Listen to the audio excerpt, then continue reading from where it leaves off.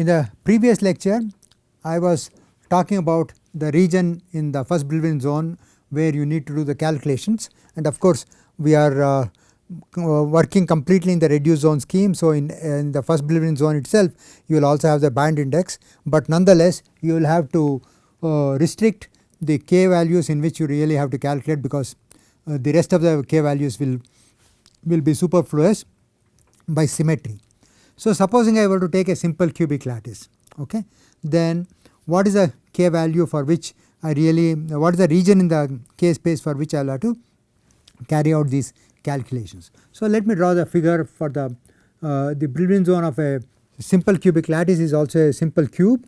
So, in this, the region that you really have to work with is the following. This point is, let us say, half 0 0, and another point is half 0, and the third point is half. You have to appropriately take the x, y, z coordinates. Okay. So, now the region where we really will be working is this tetrahedron that I have shown, and let me try and highlight it.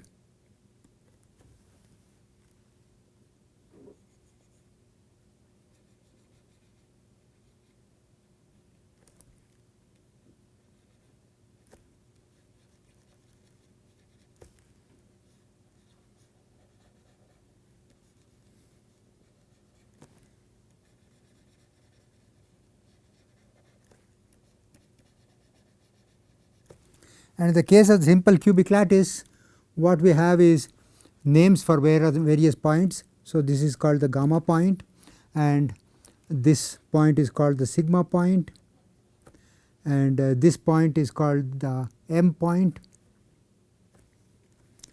I will remove the coordinates now, so as to make space for putting the symbols. So, this point is called the m point, this point is called the t point, and the top point is called the r point, the back point is called the x point, and the middle point here is called the delta point, the middle point here is called the lambda point, okay, lambda, sigma, delta, and then I also have a z point here, a z point, and the point here is called the S point. So, you see that you have points which correspond to the midpoints of the edges of the tetrahedron, and if you calculate volume of the tetrahedron,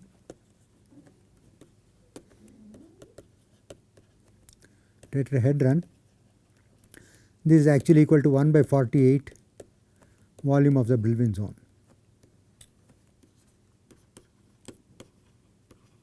So, already you see that you do not have to, you have saved effort corresponding to about 50 times by just restricting yourself to one particular region of the Brillouin zone by symmetry.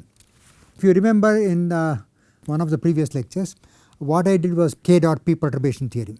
In order to do the k dot p perturbation theory, what I did was I took psi k of r as equal to e to the power I k dot r u k of r, and then I wrote down the Schrodinger equation for uk of r. It is a pseudo Schrodinger equation, and what I got was the following: minus h cross squared by 2m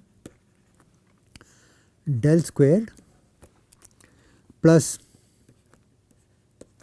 h cross by m k dot p plus v of r u of r uk of r equal to e minus h cross squared k squared by 2m times uk of r. So, it is something like a pseudo Schrodinger equation, and you can have you have the parallel in solution of the hydrogen atom. For example, when you do the hydrogen atom problem,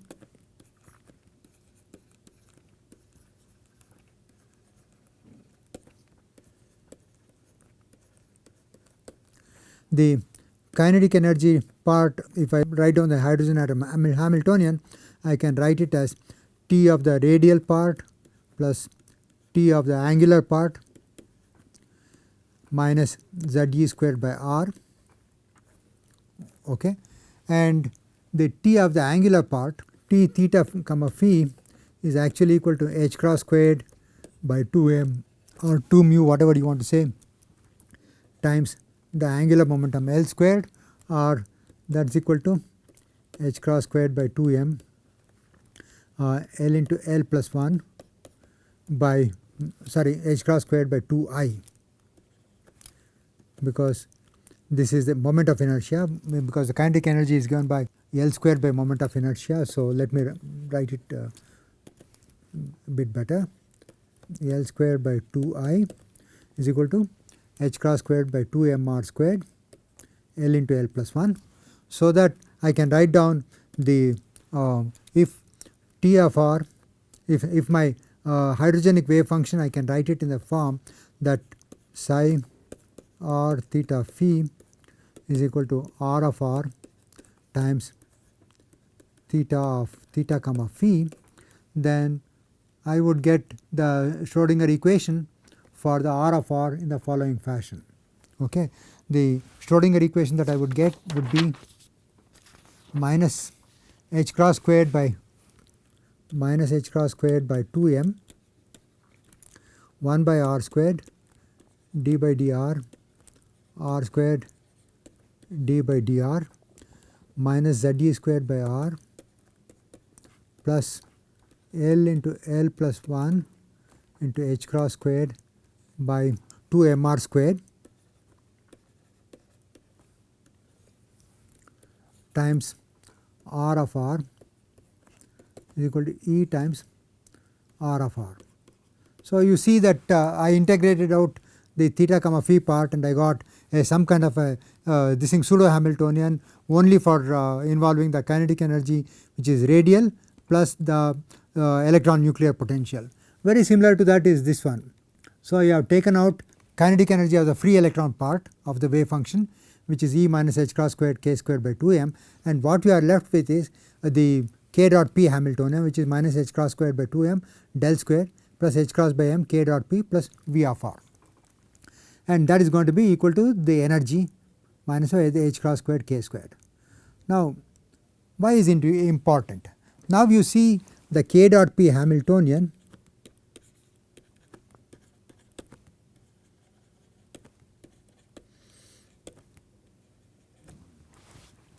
has the symmetries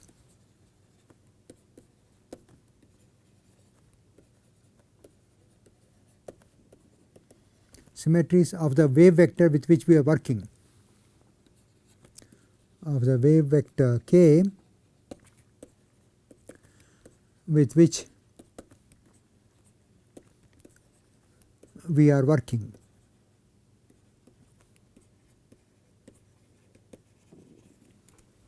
So, supposing I am looking at the 2-dimensional square lattice.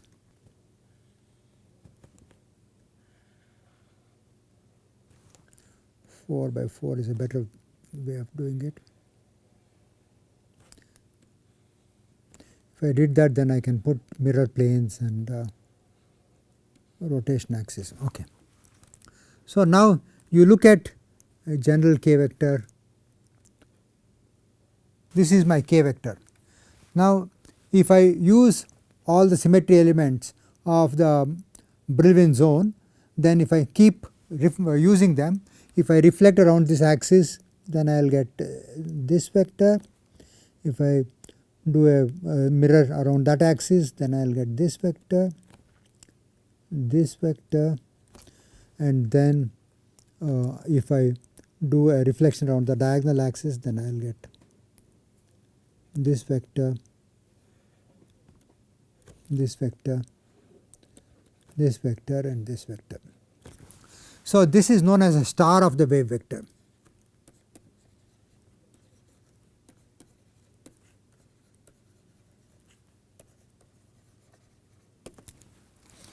Well, what is interesting is that if I were to use k, so which means that every wave vector k is different. So because every wave vector k is different, then we will not have, there is no additional symmetry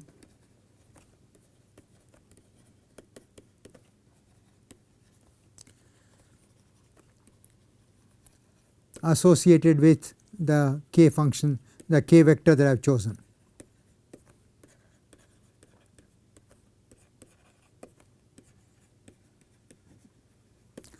So which means the Hamiltonian, the k dot p Hamiltonian does not have any more symmetries if you are taking a general k point. So supposing I were to take a different k vector, let us take the following k vector now.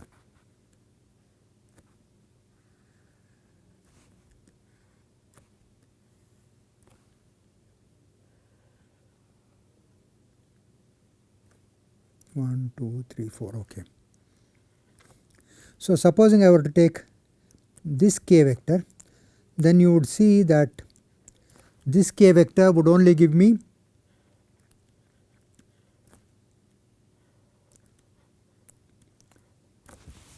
four points, that is reflection around this axis does not give you a new vector, reflection around this axis does not give, but only reflection around this axis will give you, this vector goes to that and that vector comes to here, and of course reflection around this one gives the other one, but you do not have like this star, you only have about the 4 vectors are there. So this means that the k vectors here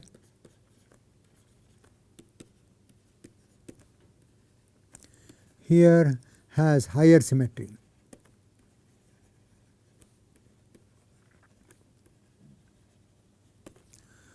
And supposing I were to look at slightly another different thing. So let me look at almost the same thing holds for the following.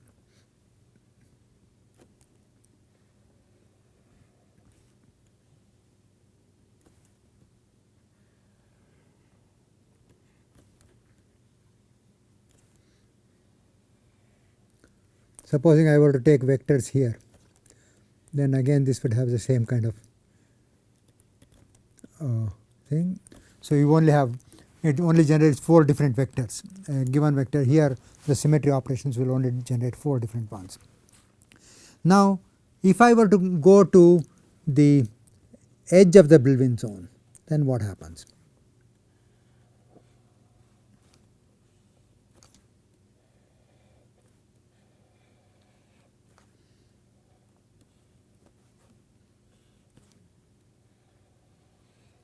So if I were to go to the edge of the Brillouin zone, so I will go here, I reflect it, I come here,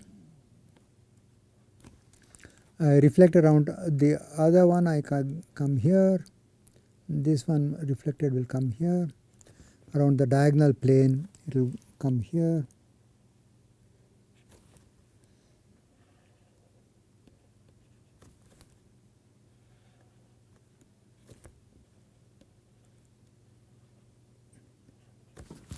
So it looks almost very similar to what you saw in this case. So it looks as though this and this are the same, but there is a difference. What is the difference? If you look at the end points of these two, which are here and here, and then they are connected by the reciprocal lattice translation vector. Okay. Similarly, these two are also connected by a reciprocal lattice translation vector. Okay. So because of that, these two vectors, this vector and this vector do not count as 2 vectors, but it is only one vector, because this is connected to this by reciprocal lattice translation vector, and by definition a Brillouin zone is always closed on one side and open on the other side. So when you go there, it is the same thing as this one, it is like a Bragg reflection in a way. Okay. Now let us see if you go to the ones that are in the corners. Okay. So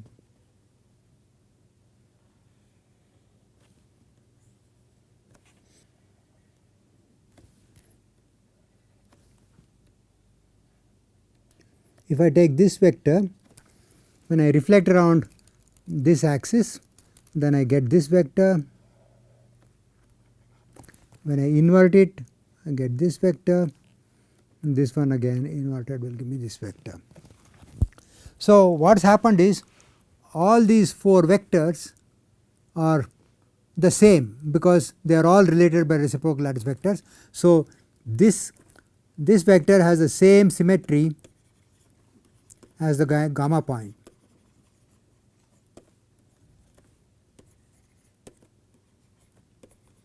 At the gamma point k is equal to 0.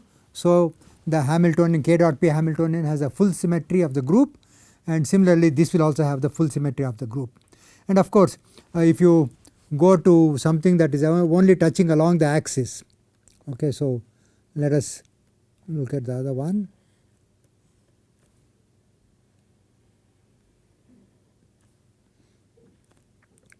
So, if you take this, then this can give you either this or this, okay.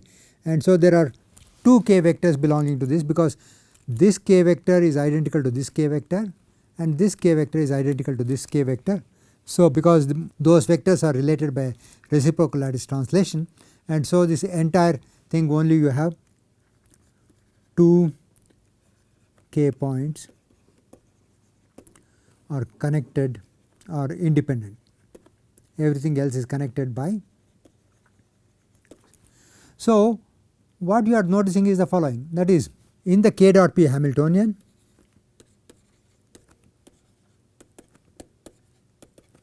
the point group symmetry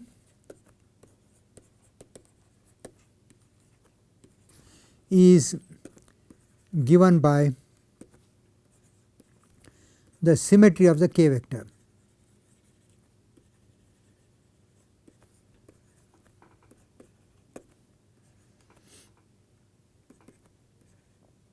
Of the k vector. So, we can define what is called the wave vector group.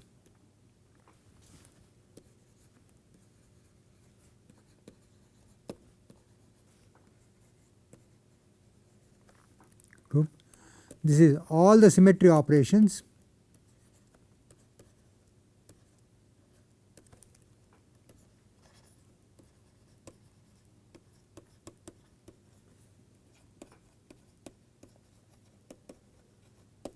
that leave the k vector unchanged.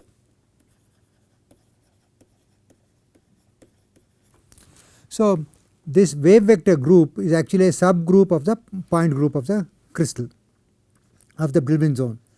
Wave vector group is a subgroup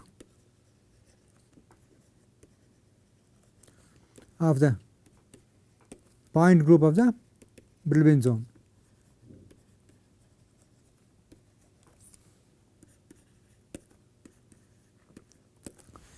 And this subgroup has irreducible representations.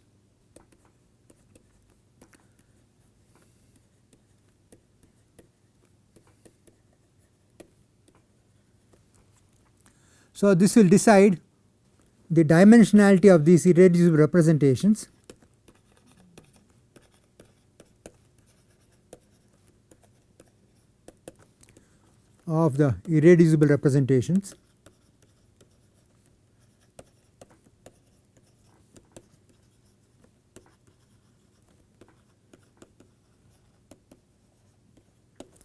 gives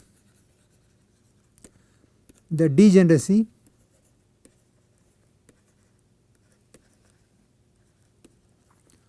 of the k state. So, at the gamma point you have maximum degeneracy, because the gamma point corresponds to the point group of the entire Brillouin zone, and so it will have all the symmetry. So, whatever is the symmetry group, the larger the symmetry group, the higher the probability that you are going to be having higher dimensional representations. If the representations are of a higher dimension, then of course you will have a higher degree of degeneracy. Now, so let us look at the point group that the region that I wrote down before. So, here you see in the various points that I have written down, the symmetries are different. For example, gamma point has a higher symmetry and equal to that of the R point, but the point T has lower symmetry, and if you look at the point X or the point delta, they have lower symmetries. So the symmetry is decided by the k wave vector. Now whenever you are drawing energy bands, how do you do the energy band spaghetti diagrams that you will get?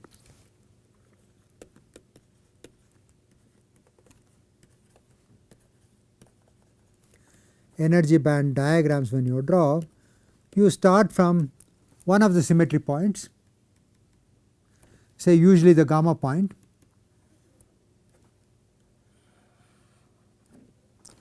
one, 2, 3, 4, 5, 1, 2, 3, 4, 5.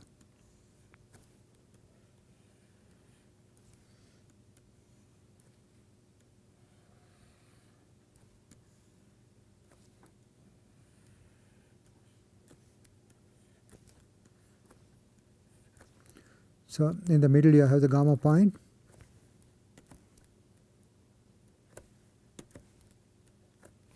and then I will have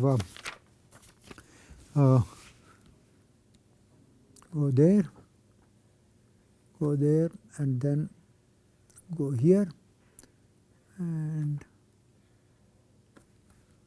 so there is a gamma point, and let me call it the sigma point, the M point, the T point, and then I have the R point, and then the lambda point, and back to this thing. So usually what one does is does a tour around the regions in the this thing part of the Brillouin zone where we are doing the calculations. So we do the following way: we have energy here, and we draw panels. So this is the gamma point, and then we go to M point, let us say, and this will be the sigma point. From the M point you go to the T point to the R point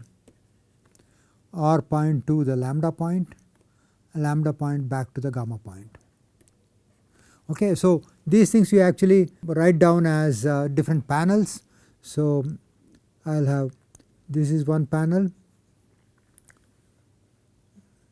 in which I have a dispersion, and then next one is this region. So this will be another panel,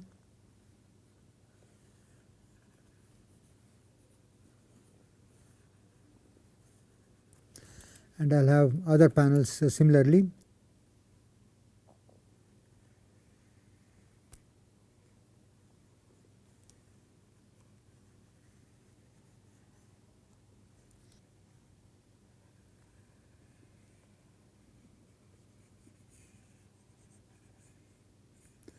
So what I will find out is I will see how the energy goes from gamma to sigma. So it could be going like this, and then that to M it could be going in some fashion like that, M to T could be going like that, T to R can be going somewhere there, and then this is the gamma point again. So this is one band structure that you are going to be having, and similarly you will have so this was for this route. So let me put the extra thin. So this was for this route.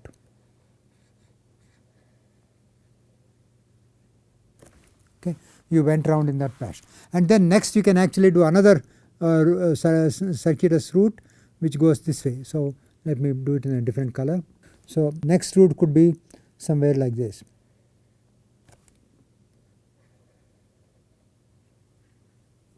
So like that you can draw every one of them and then draw the energy band pictures in each of them. But then comes a very ticklish issue. The ticklish issue is the following, which is that the degeneracies at different symmetry points in the Brillouin zone can be different at different symmetry points.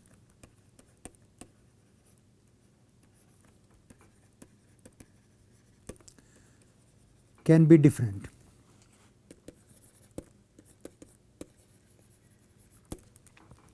So the question is, so there can be a high degeneracy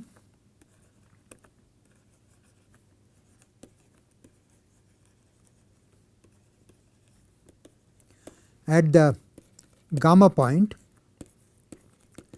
because your wave vector group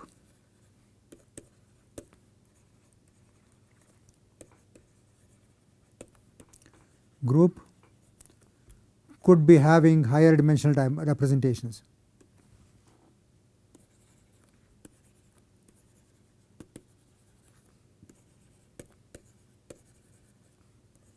When you go away from the gamma point, then the dimensionality of the representation will change because the wave vector group will have a different representations.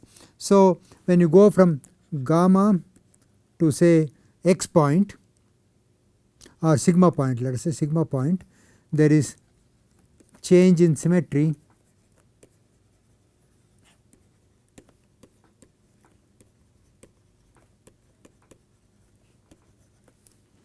of the wave vector group.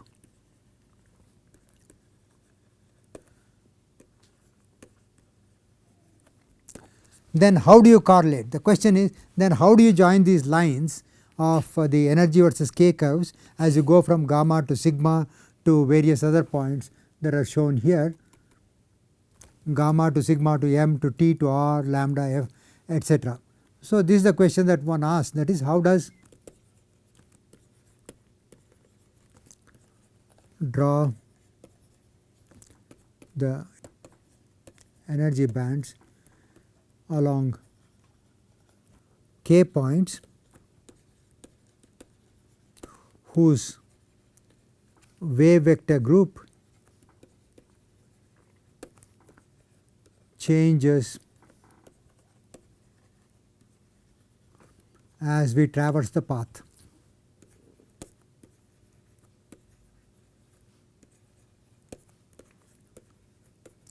So what I will do is, in the next lecture I will talk about how this is done and also how to get energy band information at the general k points in the Brillouin zone and how do we understand that. So I will first do this and then I will go on to methods of energy band calculations, starting with the tight binding calculation. So for now I will stop here and we can start again tomorrow. Thank you.